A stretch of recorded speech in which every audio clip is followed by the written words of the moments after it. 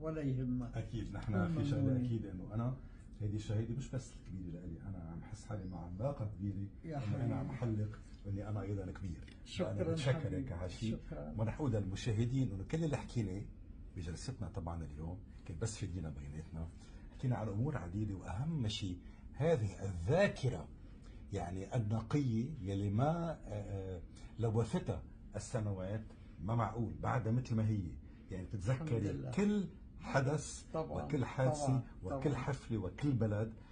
وأنا بتمنى أنه هالأخبار كلها يتم روايتها في كتاب وفي حلقة تلفزيونية طويلة تحكي عنها لأول مرة. أنا بعرف إنك طلعت كثير على التلفزيون وحكيتي، لكن دايما كنت الكلام كان محدود. ايه وصل لمكان توقفي، نحن بدنا هالمكان وقفتيه تكملي، لأنه اللي عامل لي هاللقاء يعني ما بأمن له، ما تطلع لازم يطلعوا.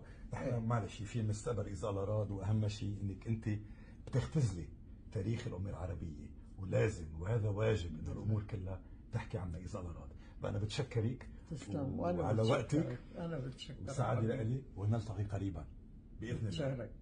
تحياتي للعائله كله. شكرا لك، يخلي لك اياهم العائله الحلوه، ويخلي لك هالثلاث شباب اللي عندك، ويخلي لك قدامتك بوجودك. شكرا سيد سميرة. شكرا.